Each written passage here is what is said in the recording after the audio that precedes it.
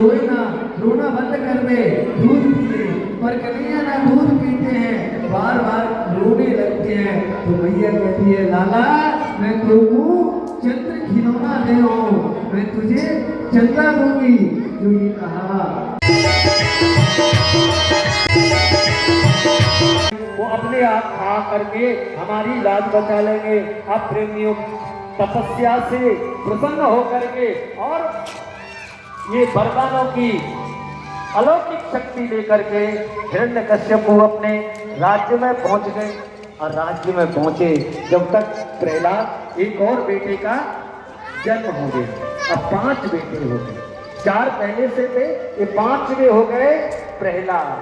अब प्रेमियों बड़े आनंद के साथ राजा हिरण्यकश्यप को अपनी गद्दी पर गिरा। जो नकली ब्रह्मा चाहता तो कुछ नहीं है, बस एक ही उसने प्रार्थना की है। बोले क्या महाराज वो आपके दर्शन करना चाहता है। तो भगवान कृष्ण ने कहा बोले जाओ उसको बुला करके लाओ। तो प्रेमियों अब द्वारपाल ब्रह्मा जी को बुलाने गए, तब तक नहीं अवगति से भी अंतर ध्यान हो गए। और ब्रह्मा जी ने आकर देखा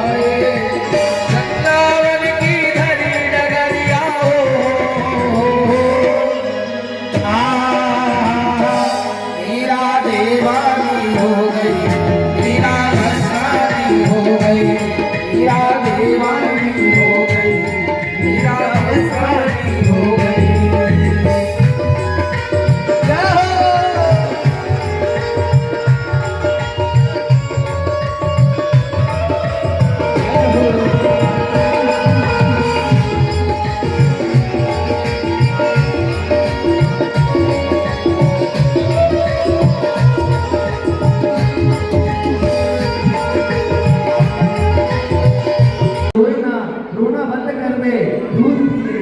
पर कन्हैया ना दूध पीते हैं, बार बार रोने लगते हैं। तो मैया कहती है लाला मैं तुमको चंद्र खिलौना दे हूँ, मैं तुझे चंदा दूंगी।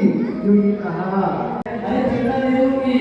मैया कहती है हमारी गाय वहाँ चरती कर रहेंगी और बोले बढ़िया आनंद के साथ वहाँ हम अपनी गायों की को चराएंगे और गाय के दूध से ही धंधा करके अपनी गृहस्थी को चलाएंगे।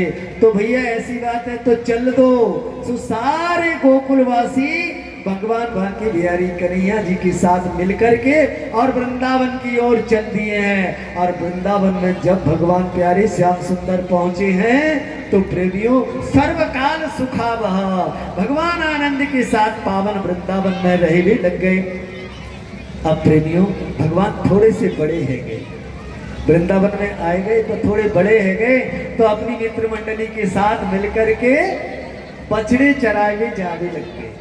बछड़े चरावे जाने लग गए तो गिरिराज जी की तलेटी में एक दिन कन्हैया बछड़े चराए रहे और अपनी मित्र श्रीदामा से बोले श्रीदामा कलेवा करने की ताई बैठ गए। और कलेवा करते करते श्रीदामा से कन्हैया कहते हैं अरे श्रीदामा ये तू बता कि कलेवा में तेरी मैया ने तो को कहा भेजो है। श्रीदामा बोलो रे कन्हैया कहा बताऊं, मेरी मैया ने तो मुझको कलेवा में 2 लड्डू भेजे हैं। बोले अच्छा 2 लड्डू भेजे हैं? बोले हाँ। सो एक मैंने पाए लियो। कन्हैया कहते हैं तो श्रीदामा एक तू मोकू दे दे, हमने कबू लड्डू खायो ना है तो हम भी लोगों से बताने लग जाएंगे कि हमने कबू जीवन में लड्डू खायो है। बोले अच्छा वाह, एक लड्डू बचाया और बाबू में तो तू दे दे और हम सारे दिन भूखे मरे, हम क्या खाएंगे? तो कन्हैया ने कहा तो आधा दे दे। श्रीदामा ने कहा तो भैया ऐसी बात है तो आधा लड्डू तुझे दे देते हैं। अब लड्डू प्रेमियों इतना कर्रा था, टाइट था कि खूब फोड़ा पर वो फूटा ही नहीं। श्रीदामा ने लेकर के लड्डू को अपने मुंह में दे दिया। अब प्रेमियों आधा लड्डू श्रीदामा के मुंह के अंदर और आधा लड्डू मुंह के बाहर। और कन्हैया से श्रीदामा बोले इशारे में बोले भैया कन्हैया तो को अगर लड्डू खाना है ना तो मेरे मुंह के बाहर जो है उस लड्डू को तू अपने मुंह में डाल ले और खाए ले। कन्हैया ने कहा बोले ठीक है। सो प्रेमियों अब लड्डू मुंह के अंदर आ गया। सो इधर जगह खाली इधर जगह खाली। कन्हैया मुंह ले गए और मुंह में आधा लड्डू लगाया और दोनों तरफ जगह थी तो धीरे से 2 उंगली को अंदर प्रवेश कराया और अंदर से उंगलियों से झटका दिया तो सारा लड्डू कन्हैया के मुंह में चला गया और खाए दूर भाग गए। और श्रीदामा चिल्लाए हुए लगे बोले चल तू कितने बुरी बात करता है, गलत काम करता है, तू हमको भूखा मरवाएगा और सारा लड्डू तू खाए गयो। चिल्लाए हुए लगे।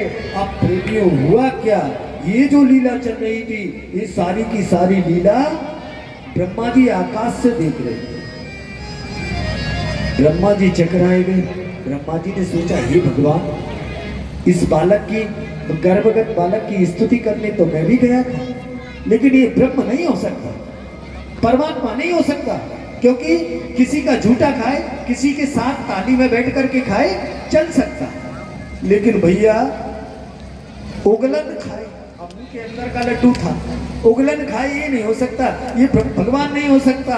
सो ब्रह्मा जी की मति खराब है गई, ब्रह्मा जी की बुद्धि भ्रमित है गई और ब्रह्मा जी की बुद्धि भ्रमित हुई।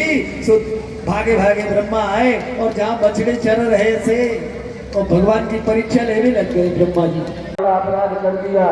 सो प्रेमियों अब ब्रह्मा जी उन बच्चों और बछड़ों को लेकर के कन्हैया जी से प्रार्थना करवे गति मांगने के लिए आए हुए लग गए। तो कन्हैया ने कहा बोले बेटा अभी तक तो तूने एक परीक्षा हमारी ली जरा टेलर हमारा भी देख ले। सुप्रेमी जो ब्रह्मा जी आए इधर सारे बच्चों को बछड़ों को अपनी में संग्रहित किया और भगवान वहां से अंदर ध्यान हो गए और सीधे ब्रह्मलोक में जाकर के पहुंचे। खूब आनंद किया भगवान से प्रार्थना ब्रह्मा जी ने की बोले प्रभु हमको क्षमा कर दो सर भगवान ने क्षमा। क्या ब्रह्मा है उस ब्रह्मा से जाकर के कहो एक नकली ब्रह्मा मिलना चाहता है। तो द्वारपालों ने कहा बोले हाँ ये बात ठीक रही क्योंकि हम द्वारपालों का काम तो बाहर का संदेश अंदर जाना और अंदर का संदेश बाहर लाना।